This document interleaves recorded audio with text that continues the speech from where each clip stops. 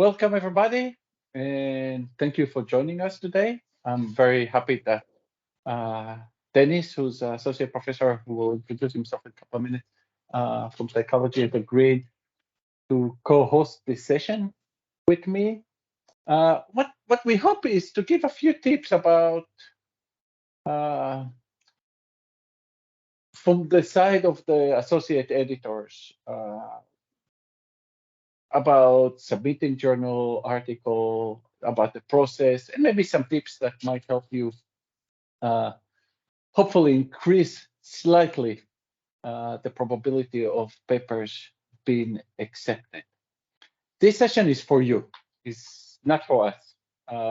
We are the associate editors, although we also always try to maximize the chances of our papers being accepted as well, which is not trivial.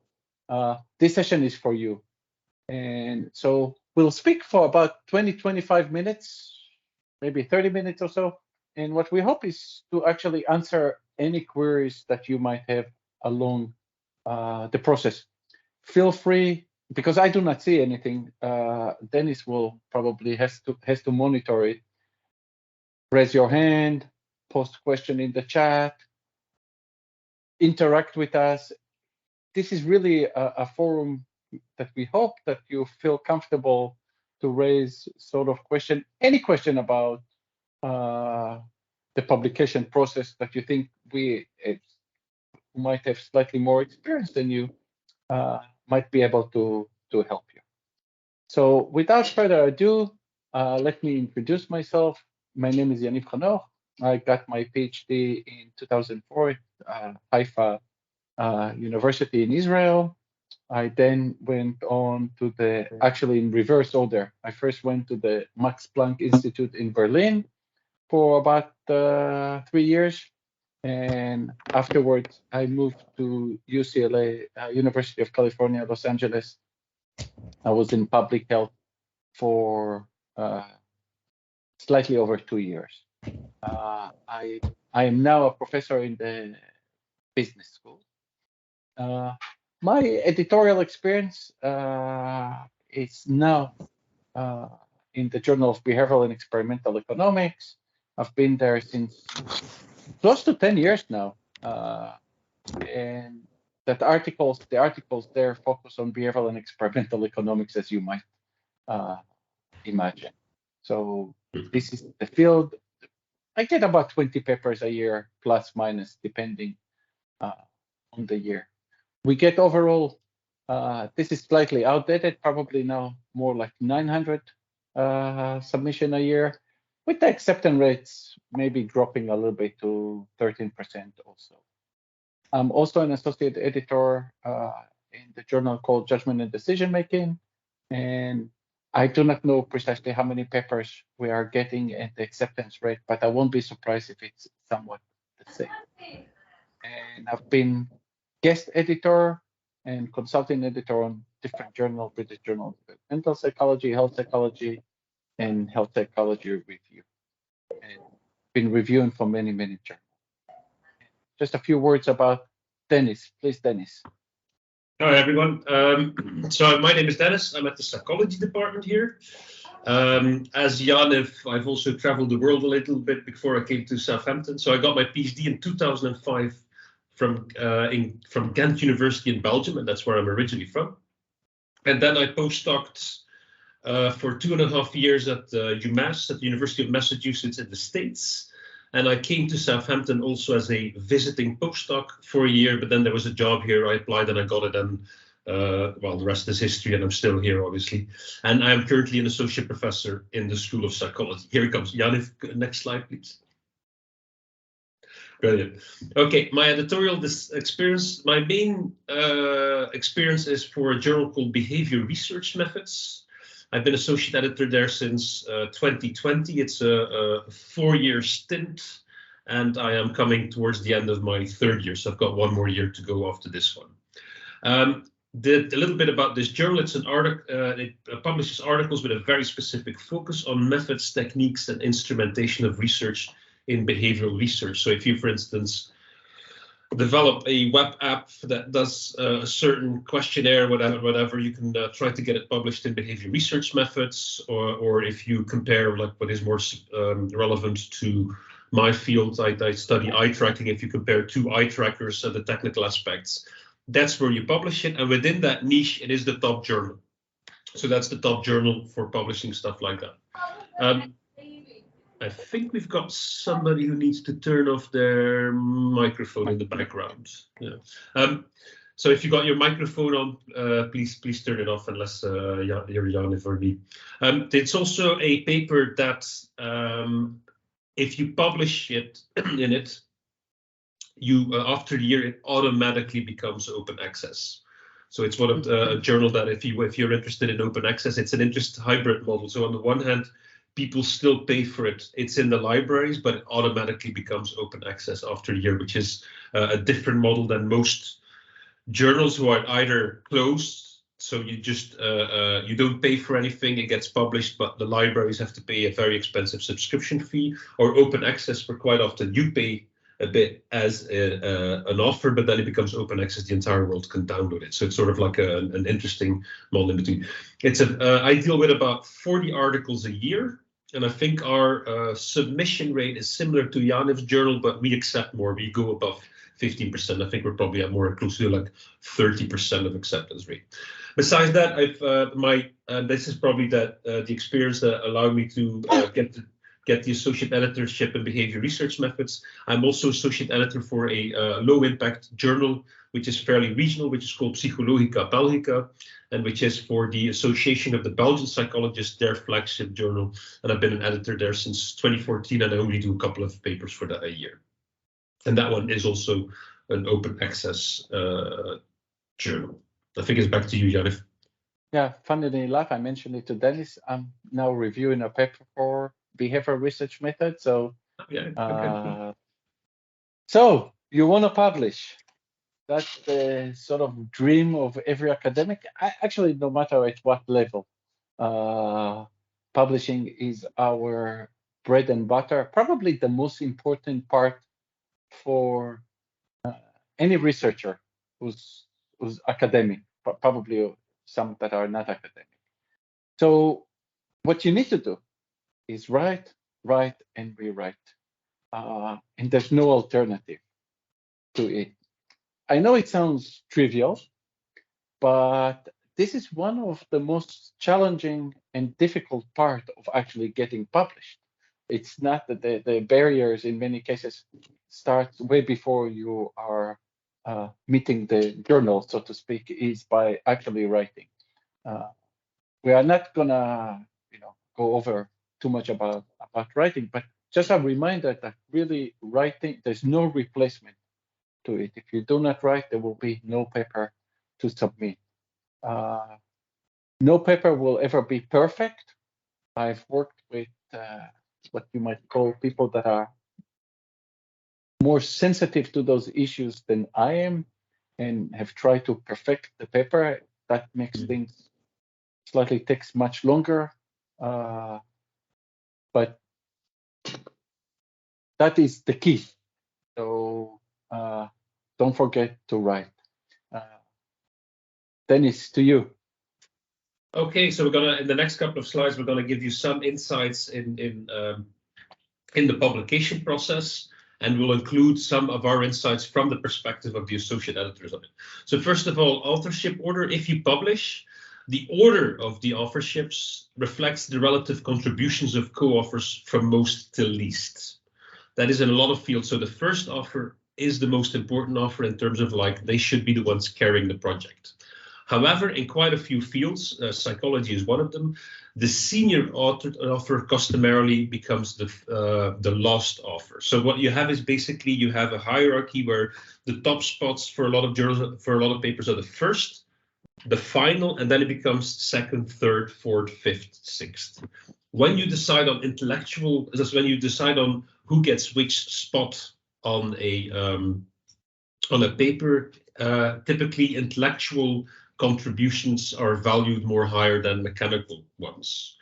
So say, for instance, in my field, if you basically, there's somebody there who runs the experiment, but somebody else constructed it, came up with the idea, programmed it, and stuff like that, that it actually somebody who will either take a low spot on the paper or even just mention in the acknowledgements for technical support. All right, back to you, Yaniv. Yeah, this is sometimes a very sensitive issue about authorship. Of course, if you are sole author, there's not an issue. But when we ran this workshop before, people raised issues such as pressure from supervisors or external individuals that may or may not have contributed to the paper. So there are fields where there are more delicate issues as to when you should add an author and when you should not. Sometimes you need to have the discussion early on in the process. If you are a PhD student or a postdoc and you have a supervisor or a PI, sometimes it's good to have this discussion early on to highlight where each person is in the order of publication, so there are no questions about it. Mm-hmm. I would say that recently, because some universities in the UK have agreement with some open access journals, I have assumed I have had dealing with certain papers where individuals were assumed a certain order because their university could afford having the paper. So somebody became the last author or sometimes even the first author or corresponding author. It depends, because their university was willing to sponsor the paper as in pay for an open access publication. Okay, yeah. Oh, that's interesting. So although everybody was originally on the paper, sometimes now that there are some kind of even more delicate issue that can arise. Because if you want to publish, let's say, in a plus kind of paper and they want to charge you 3,000 and you don't have it and somebody's institution is willing to pay for that, that person can be the corresponding author, and it doesn't take. Or what sometimes also can happen is, like, for instance, Southampton has an agreement with the plus ones, so we pay them a certain amount, and in return we can all publish without extra cost in plus one. However, I think we need to be first, last, or corresponding author.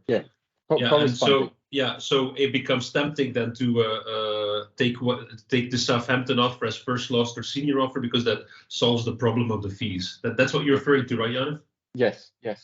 So if you are in that position, just think about it and be, don't know if open is the right word, be aware that these things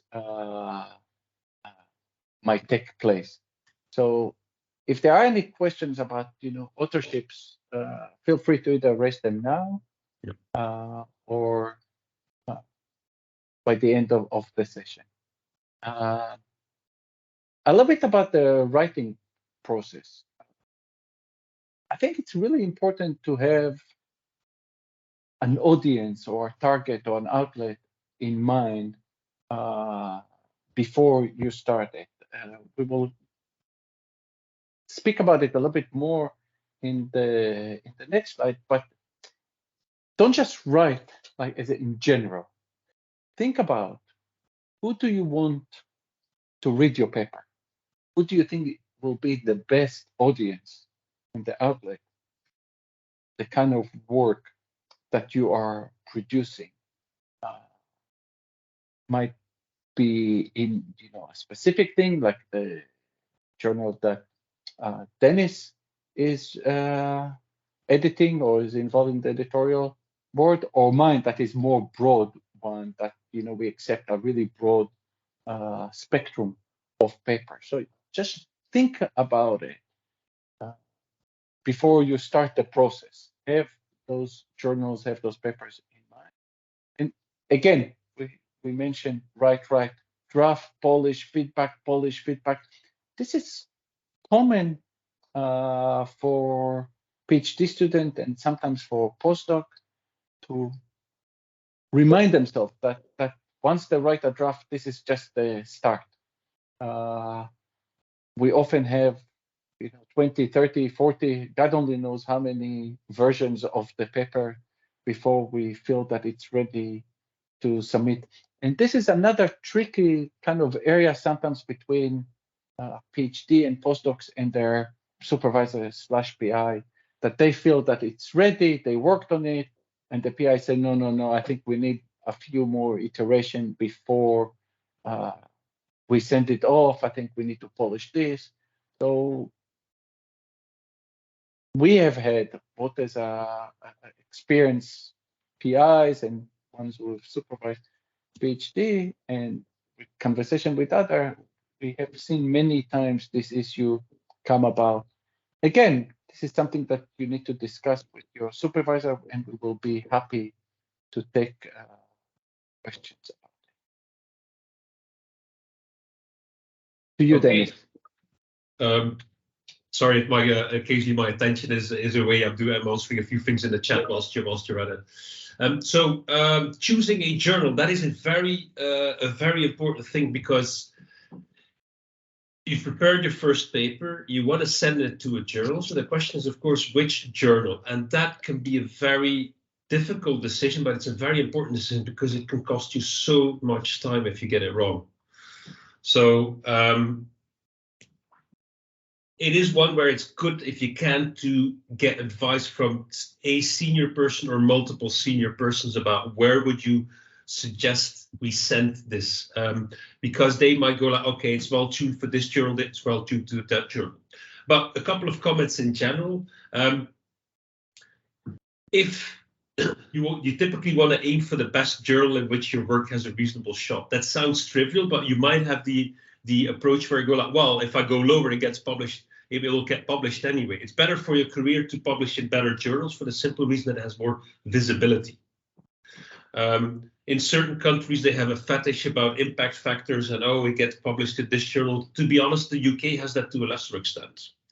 The UK will, for like promotion purposes and stuff like that, or judging who in a job interview, they will look more at the quality of the work as opposed to the impact factor of the specific journal. And the reason why is that occasionally you get a fantastic paper that gets published in a not well-regarded journal, or the other way around, where you have not a great paper that gets published in a very high impact journal. So, but having said that, in terms of visibility for the work, it's good to aim high. You could also consider journals that publish work cited in your manuscript. That probably means that you're targeting the right type of journal in terms of focus. Also, compare your manuscript against what's typically published in various journals and see if you can find a match in terms of topic, style of research, and quality of contribution. What you don't want to do is you want to submit something where they typically don't publish that type of work. Because otherwise it also ends up on a desk with an associate editor like Yaniv or me, and we are sort of like, what kind of work is this? And we don't have like lists of reviewers or whatever to approach. So if you notice that the journal that you're targeting has published similar work, you're probably in a better position to send it there. Some journals ask you to, when you submit, to actually choose amongst their list of associate editors which one you want. Be a bit careful about that. If you do that, you want to take somebody who's sympathetic towards the topic, but not necessarily somebody who's, for instance, like they're in the topic, but they hate your specific stance on stuff like this. Also, this is a comment we put in. If an editor at the journal to which you plan to submit is an expert in the topic of your manuscript, consider citing that person's work. It might seem a bit unsavory, but it could be also construed as a courtesy. The one thing you do not want to get across to that editor is that I've published on your field, but your work isn't good enough to be cited. That's the one thing you want to avoid. A lot of editors will ignore that if you don't cite their work, but there's so much work that goes into the paper to be submitted. You don't want to start off on a bad foot by actually giving implicit to cue, like, I'm going to choose you as an editor because you're really good in this work, but I didn't cite any of it, even though I could. Back to you, Yaniv. Yeah, I must say that I've seen over all of the above in my career. We have submitted to journals, and I mean we paid the price. We submitted to journals that we did not. There was no point in sending them. And for example, if a journal is publishing work that needs to have minimum 6 experiments, and you have 2, unless these 2 are enormous or have some specific qualities to them, there's no point in submitting it to that journal. I know that since COVID, at least, we have started to desk reject. That is, a paper lands into the journal's homepage, they send it to me, and I look at it, and if I'm unhappy, I just reject it. There's no, because so many reviewers during the pandemic said no, and that became the hardest task of an associate editor. Yeah. That we became far more picky in the papers that we send out. So we try to read it and be more and more careful, thinking, is that really the paper that fits this journal? Is that the right journal? Are they thinking about us? Are we like the last resort, etc.? But one of the journals that I'm in doesn't have, for example, any kind of formatting, things like that. So we're open to various kind of approaches. The other one is more restricted in that sense. So I think that I've become more picky and more careful in the kind of in the kind of papers that I send out, being cognizant that many reviewers simply say no. And if I can save them the trouble, if it's like 50-50, I send it out. But if it's like 30%, maybe I no longer send it out. I do not know if you, Dennis, if you become slightly more. Yeah, it's a common phenomenon is that most academics are overworked, so it becomes more and more difficult to find people who are willing to do reviews. And then if you send something out and it takes the reviewer just to read the abstract to think like that's not the best work, then at that moment they can't reject the paper yet, right? Because they haven't accepted, but they will reject accepting it to be a reviewer. And that for us creates work, and then we end up in this world where we sometimes have to approach a lot of people before we find enough suitable reviewers. So as a result, I think you're probably right. I desk reject a little bit more than I used to. Yeah, I think it's probably true for a lot of people. So this is, and this is even before you haven't started the journey yet, and your paper. I mean, I have desk reject all the time. Despite my best effort, and we get desk rejects. Sometimes, thinking back, it's like, of course, what did we do? Other things that, as an associate editor, when I read it and I look and I think, is it topical? For example, during COVID, everybody was writing about COVID. So is there something now that's going on in the literature that this body of work, I feel that is new? It's not completely off the wall, that I have no idea and I would never be able to find any reviewers, but it's new. It has some interesting angle, new methodology, new perspective. That's something novel about the experiment.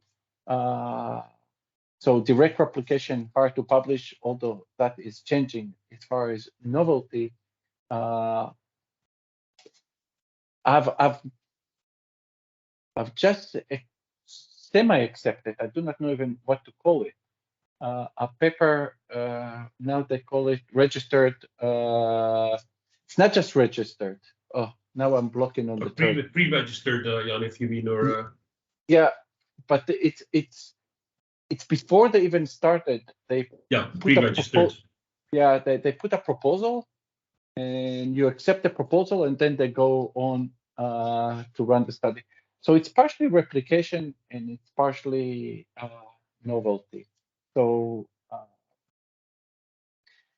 If you find that all of your studies are null, that is hard. Although I was an associate editor now on a study that ran 5 different studies, all finding that the so-called phenomena that was reported in the literature, they couldn't replicate it. We did take it in. The paper is published, so things are changing. Because I think the author did a really good job in trying to address, the failure to replicate the first, which caught them by surprise because they wanted to replicate it, I think, and then they failed, and then they started to look into the phenomena more deeply and how they might be able to replicate maybe different conditions, different ways. So even if you have null hypothesis or non-null hypothesis, you might be able to get it through nowadays. Obviously, it needs to be scientifically rigorous, compelling, robust, etc. Well written. We handle, so sometimes I even get messages from the reviewer. Why did you send it to us? It's not well written. That is a very tricky, because English is the first language of just a few people. I do not know how many people here in this call. Denis and I assume for Denis as well, English is not his first language. Belgium it is. It's not for me. Many of my co-authors, English is not their first language. So our English would not be on par maybe with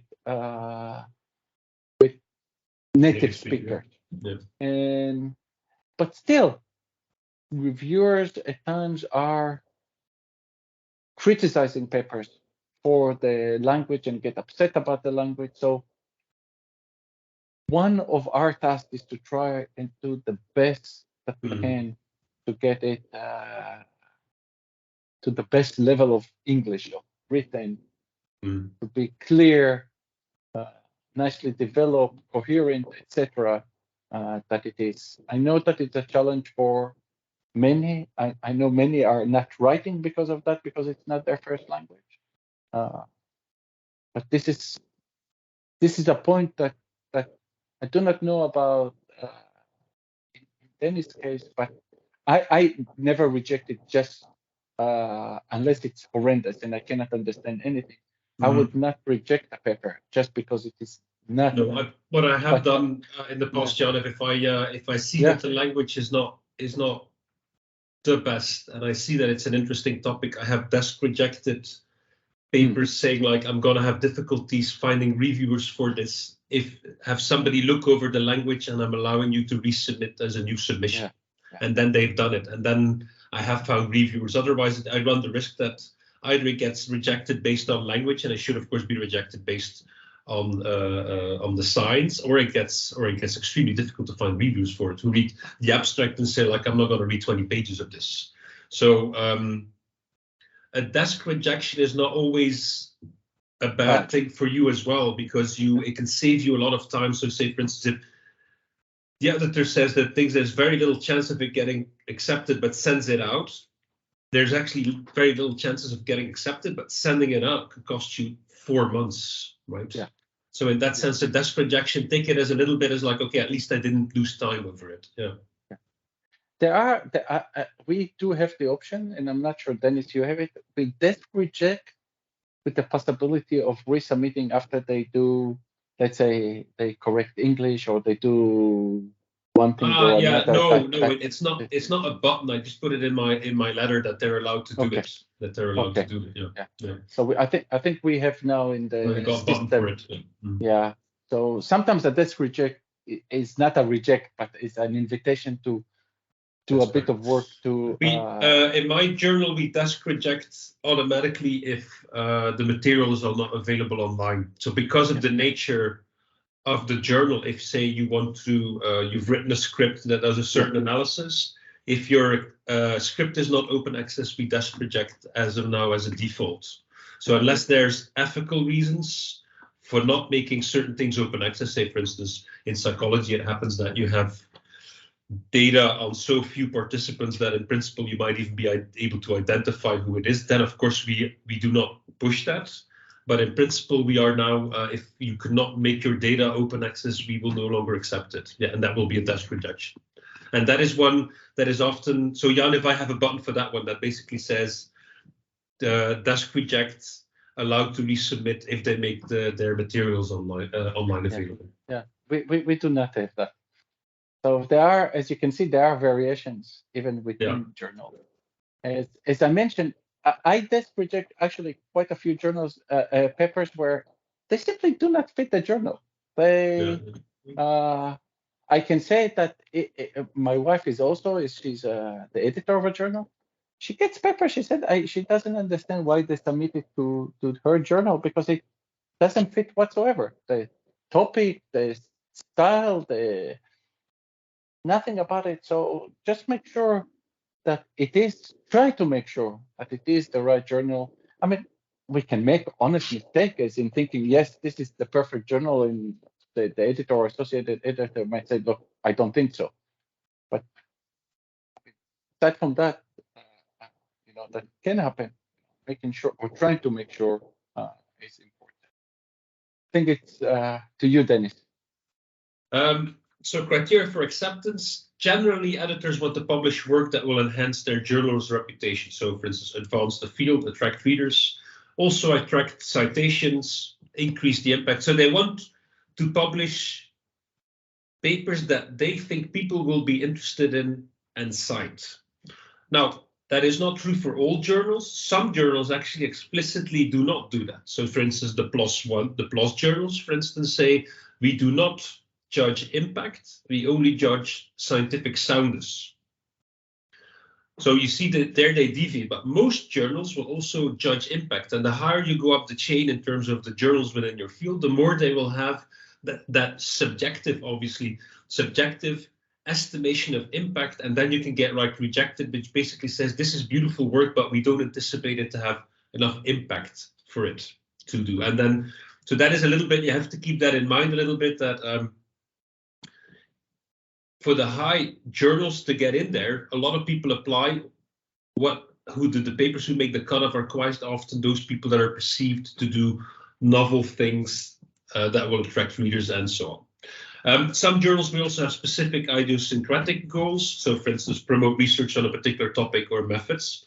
The journal I do is very much like based on the specific methods that you do. So if you were to submit something in my field that is just basic research but does not promote a method, it would get turned down. But what happens more often is the opposite. If you're actually describing a method and you're submitting it to a general journal, they will bounce it back and say, like, oh, you need to go to a specialized journal.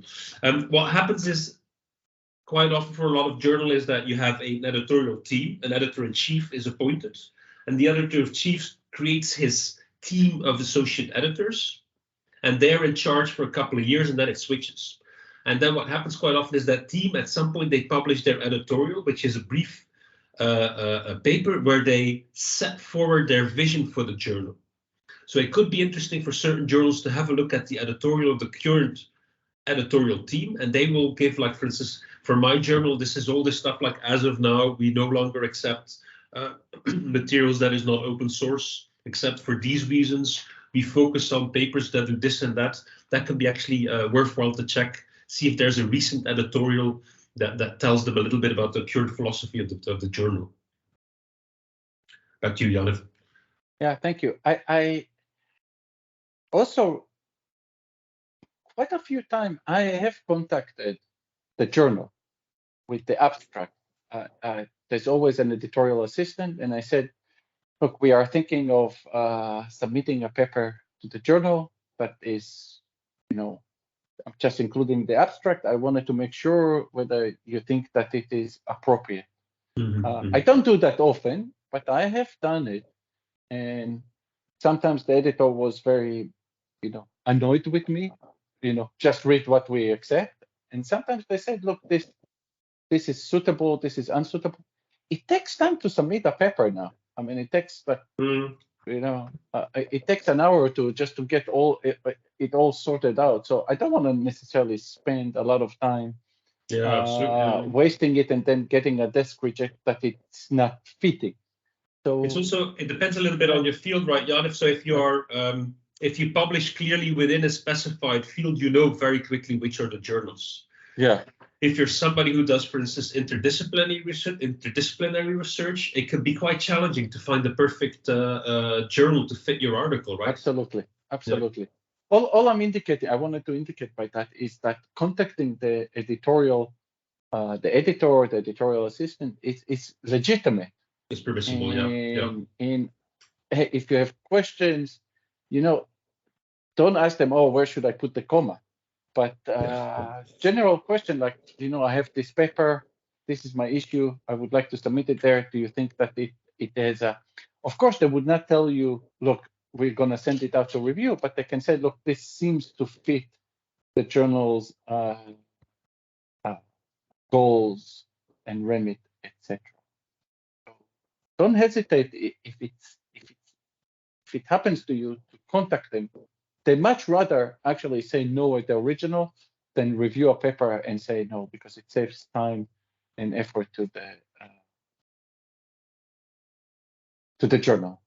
So whenever you are submitting, please review in the journal guidelines. Actually, again, I must say that I've seen and I had more than once having my paper desk rejected for not following the journal guidelines. Sometimes it's really opaque what they want. So try and make sure that you do follow all the guidelines to save yourself hassle and sudden. I had worked with individuals that the paper were rejected because of that, and they sent an email. Oh, the journal rejected our paper. Where do we go next? Only for me to say, look, it's just because we didn't format it correctly. Mm-hmm. So make sure that that you do that you format it, that helps the journal. As I mentioned, one of the journals that I'm involved with has no formatting. Anything goes more or less. So with them, it's easier. Most require a cover letters that is explain why it fits the journals, declaring conflict of interest, or if there are any issues that you need to declare. For example, that you didn't submit it somewhere else, but it hasn't been sometimes even presented at conferences, depending on the journal. Some of them are more strict criteria and others don't. Nowadays, recommending reviewers is very common, but there's a section for it in the editorial, in the submission process. So you don't necessarily have to include it in the letter. I do read the letter. I do see why they think that the paper fits the journal, but I don't reject or accept based on this letter. Sometimes people write one line, we submit this paper to the journal, and the paper might be excellent. Sometimes they might have 2-page letter that is, and I read the paper and the paper is not suited, or it's not, in my mind, the quality does not suit the journal. So it's sometimes the letter is very important, sometimes the letter is, but nevertheless, including that and making sure you provide the relevant information is important. Dennis, you wanted to say something else? No, I was just voicing my agreement. Okay, thank you. To you. So what happens when you submit a journal? It typically ends at the editor-in-chief. That's the main man or woman who controls the journal, and they do also pick up certain amount of articles a year.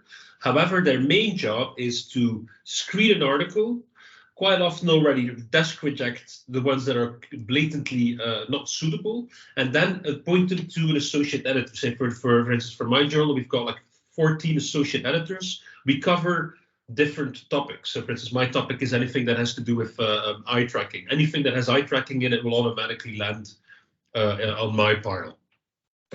So they preview for fit. Many papers are desk rejected. Like in Yaniv's case, it's 50%. In our case, I think it's about, I don't know about desk rejected. I know our overall rejection rate will be about 60%. Two out of three get rejected, but I don't know which ones are desk rejected or which ones after review. But a lot of them are desk rejected, and I think I concur with Yaniv's intuition, which he voiced that number will be going up because we've got difficulties of finding suitable reviewers. The editor, or if it goes to the associate editor, asks expert to review the manuscript.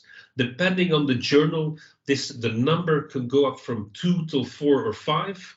And what you quite often also happen is that the number can vary. That quite often just reflects that the associate editor will invite a certain number, anticipating a lot of them to say no. If more that say yes than expected, that number can go up. So that can vary a little bit. I think 2 to 4. With my journal, we never go below. Well, if we find 2 good reviewers, we're happy with that. Some of them will never go below 3. Yaniv, how are yours? Yes, actually, I've had papers where I've never sent it to one. So we do tend to send it. I tend to send it to at least 3 because in most cases, at least one would say no. Definitely. But I had cases where after 3 months, one of them said, you know what, I cannot be bothered reviewing it, or I don't have time or whatever. And I'm stuck with one. And yeah. And typically I don't want to start looking again to search for the process because that means another 3-4 months. Yeah. So on very rare occasion, I make a decision based on one reviewer. But these are also cases where I feel confident in my knowledge of the material. So it's a topic that you're familiar with. So what I've done in the past is, if this happens, and it really try to avoid this, ladies and gentlemen, when you're a reviewer yourself, is accepting a paper to review, but then after a couple of months saying, I'm not going to do it. That is horrible for the authors as well, delays everything. So feel free to say no if you're too busy. But if you say yes, please do follow through on it. Like that is very important. What I've done in the past, in the instances where it's on my topic but not too close to my own topic, and I only have one reviewer, is as editors, as a journal, we also have what's called the board of reviewers, and those are reviewers who have agreed in advance to review a certain number of papers a year. And in principle, they can't say no because they've signed up in advance to review 6 or 7 papers a year, for instance, and then they put it on their C. I'm on the board for this journal. And then I quickly ask it to one of those, saying, like, I've got one that got rejected by somebody who said yes. Would you mind having a quick look at it? So I do have a second opinion there. That can happen. Yeah.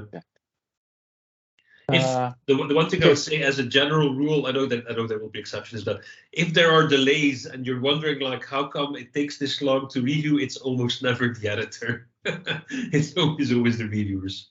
Yeah.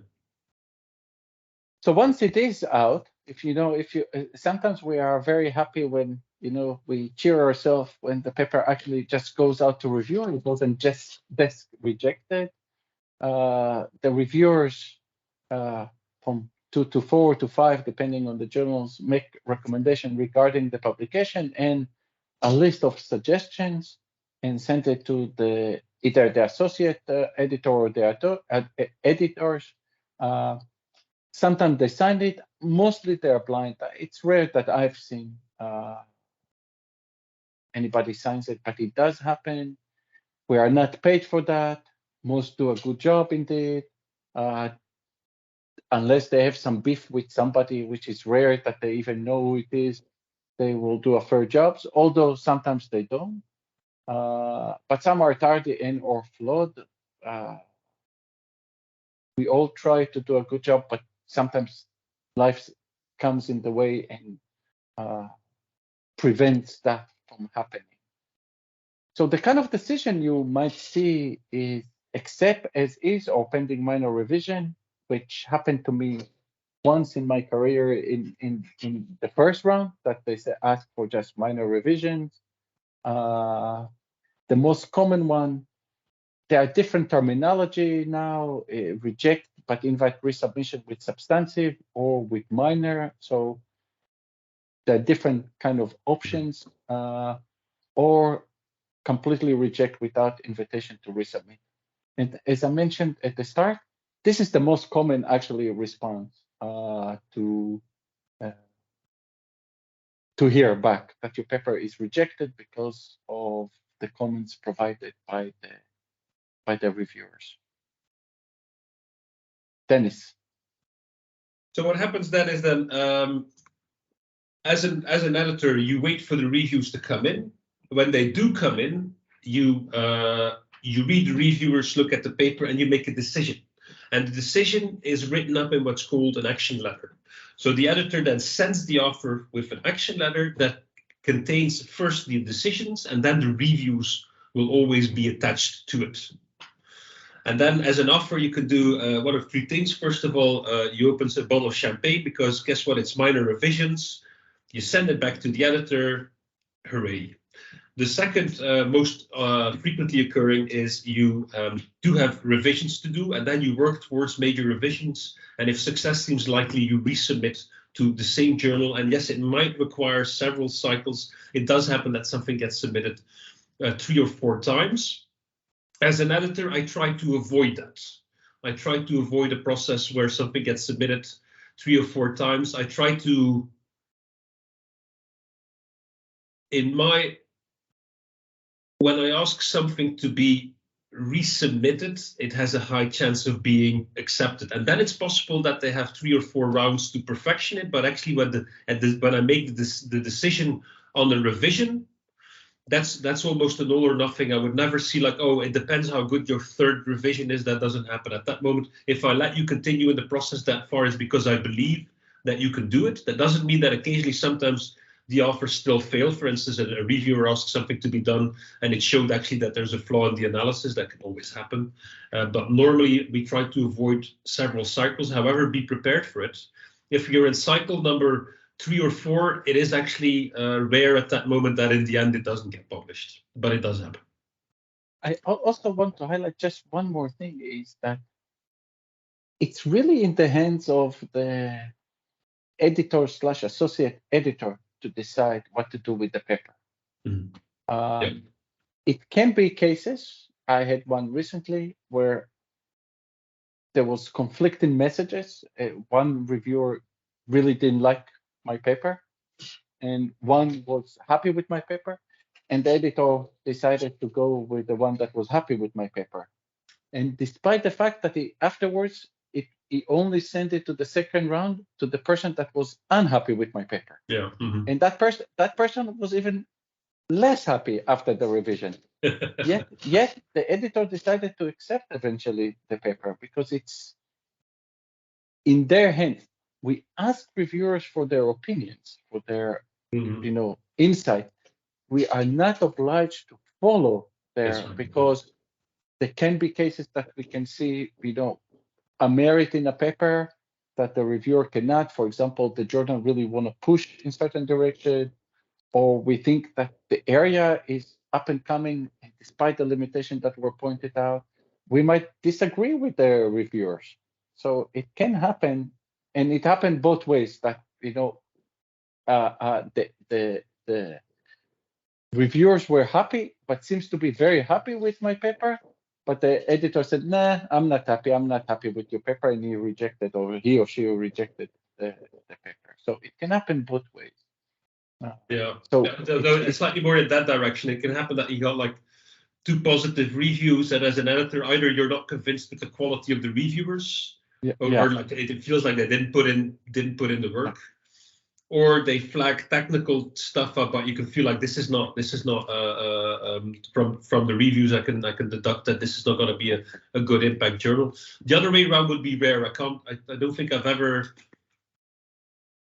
had 2 reviewers who give like this needs to be rejected and then I overruled them.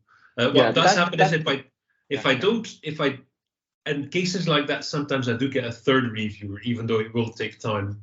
If I really feel like, I really want another opinion on that. That does happen. In my case, it was on the fence. So one was positive, one was negative. Yeah. Yes. Dennis, did you want to add something? No. Okay. Go for it. Okay. Excellent. As we said, expect rejection, hope to get invitation to revise. So it's really important to study the letter, work hard, take time, and be savvy in making. Typically, when you see the letters, it looks like, oh my God, how am I going to address that? Oh my God, there's no way in hell I can do that. Oh, it's within the word limit. You know, they want me to add 500 words, but I already was at the top of the word limit. How can that be done? It can. Not only it can, it's the only way to get that paper into that journal. So one thing is to, after getting it, whether it's a rejection or an acceptance, is to, aside from on acceptance, obviously there's nothing for you to do. But if it's a revise and resubmit, to think carefully about what to do. You don't have to agree. I told you the story now about this reviewer that was unhappy with my paper. I did not agree with some of his comments. We wrote in the letter saying, while we appreciate the reviewer point of view, we think that he or she is mistaken because of, we didn't use the word mistaken, because of these kinds of points. So think carefully. Typically, you create another document that include the reviewers and sometimes the editor comments and how you responded to them. So write cover letter. That is the cover letter in which you really detail and make as much effort. I'm working with a colleague of Denis who did not want to respond to the reviewers in the way, and he argued with them too much, and they were not happy about it.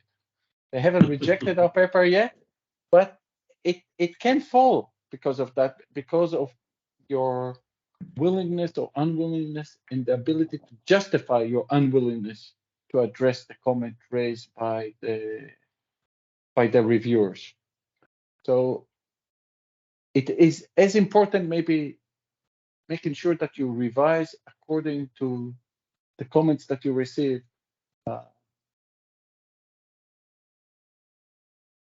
Yours. Mine again.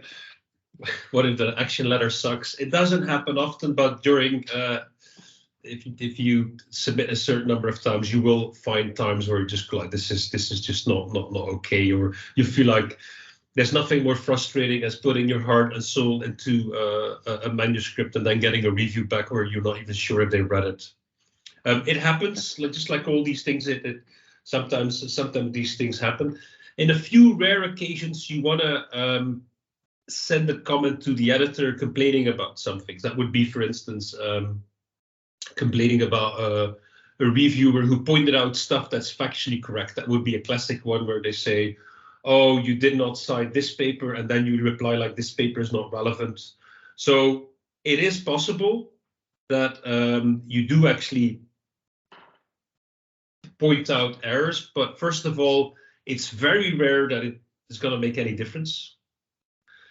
It has to be crystal clear that there's like a factual error, and even then we would recommend, number one, do not write this immediately, not whilst you're still full of emotions. This is actually a piece of advice that works for every email you write. I would say if you're really worked up, if it's therapeutical for you to write it, don't send it. Yeah. And then give it a couple of days, reread it. You will almost always tone it down. Definitely do that for this as well. Be polite, clear, calm, balanced. And if an editor rejects your plea, thank them, move on, take it on the chin, and it will be better for. It's a good life skill to learn how to take it on the chin and then just move on. I think for this one. Okay. From personal experience, we recently pleaded with the editor. After a few days, we sent a very polite and detailed email saying, this, you rejected our paper, but we believe that, we are able to address the comment raised by the reviewer. Yeah. And lo and behold, the editor did reverse his opinion. It doesn't happen yeah, often. that's rare. That's rare. I think I have tried it maybe 10, 12 times, and maybe 25% of the time it worked.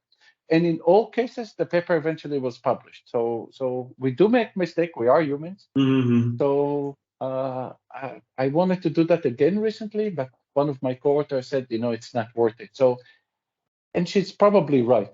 So sometimes you have to pick your fights. But it is okay to fight. We are humans, and editors make mistakes. Okay. People have different opinions on it. My personal opinion is that I would only do it if I can pick up something that is factually incorrect, that I could just say like that's wrong for this reason, and it's sort of like it's not up for discussion. The moment it's up for discussion, it's a bit difficult. Whose is this one, Yaniv? Is that one of yours or mine? Do you want to take it and I'll take the last one, or vice versa? Yeah, that sounds good. Yeah. Okay. Be prepared. The lag between initial submission and a journal publication is rarely less than a year. Sometimes it's 2 or more, and that's because it takes time for the multiple rounds. Most of the time, if it takes 2 years, most of the time gets lost with you doing the actual work for a revision. But be prepared. It can take a long process. You might think if I submit my journal to my paper to multiple journals, maybe one of them accepted. It's actually unethical to do that. You could only submit a paper in one journal at a time. I have been a reviewer for one paper, got asked to review that same paper while it was still in the process, and immediately emailed both editors, and that person, whoever that is, that might go straight to their institution going like, you have somebody who submitted twice in a journal, and that is unethical, and there can be serious consequences for that. So don't ever do that. The moment a paper rejects something or asks you for a revision or God knows what, if the ball is in your camp, you're welcome. You can always say like stop and then submit to another journal, as long as it's never submitted to more than one journal at the same time. A piece of advice: if you get reviews on a paper and it gets rejected, don't just resubmit the same paper to another journal. The reason why is there will always be, even if you don't agree with all of it, there will always be nuggets of wisdom in those reviewer comments. Do them, because, especially if you're in a field where there is not too many people working with the necessary expertise, it could be that one of your reviewers is asked again to review for the other journal. Now, if that reviewer sees that you took none of the comments on board, you've already rubbed him or her the wrong way, because implicitly you say like, I can't even be bothered replying to what you did. I have had that, and as a reviewer at that moment said, I'm going to reject, given that they didn't take it into account anything else previously, so they're not responsive. So these are my comments, but I suggest reject because so that blew up in their face. It was an extreme example. They didn't even fix the typos that I pointed out. But don't try not to do that. If you take their comments into account, I've had it as a reviewer, and I say like, I reviewed this paper for another journal. I can see they really took on board the comments that I made on the previous submission, which I really appreciated, and then it flipped and it worked in their it worked in their advantage. Okay. For most journals, when the manuscript is accepted, you are required to sign off your copyright, or you pay a publication fee that makes it open access. And in that case, the journal does not have the copyrights. Most journals allow authors who transfer copyright to post the final accepted version of an article. That's the Word version that typically, it's a PDF, but the Word version of it, to their websites and their institution websites. That's called the penultimate version. And that is what we also are accepted to upload to Pure here. So it's the last version before it was accepted. And that's how we actually are becoming a little bit more open access, even though we still publish in journals that are not necessarily open access themselves. Back to you, Yaniv. What I like to do now is actually stop sharing, because I realized that what I said at the beginning was a big lie when I said that it's going to take us 20-25 minutes, because it took us an hour. Yeah. And we could have spoken another, God only knows why. So first, I would like to apologize for that. There are many questions. We haven't taken a single question because me or Dennis did not monitor the. Oh no, I was on it. I was on it. There's there wasn't that many questions in the chat. There were not. But at this moment, if you have a question, Yes, you can do the chat or raise your hand and then just turn on the camera. That's absolutely fine as well. Yes. I'll ask this one question here. Answer this one question: is sharing PDFs over the ResearchGate, etc., acceptable? The penultimate version, yes, it is. So your PDF of the penultimate Word version, it is. The PDF of the published article, that's not. That is a bit problematic. If the publishers notice you do that, they can create a little bit of an issue. If somebody emails you directly for a copy, that's called the offers version, and then typically within an email you can do it, but you can't put it up on a spot. The final PDF of the published article on a base where it's easy access that people can just download it. The university has agreement with many journals. If I can find the yeah, there's a list there. We already mentioned the PLOS ones. There's a couple of them. So it's important for you to publish open access. Say, for instance, the people who fund your research make it a requirement. We do actually have quite a few of them that you don't have to worry about finding the funding. University of Southampton, and we're constantly increasing the number of agreements we have. You can check this website in case you are interested in publishing in a journal and want to see if the university will cover the cost. So that's the link to it. So thank you everybody for coming. Bye, Dennis. See ya. Take care, everybody. Bye.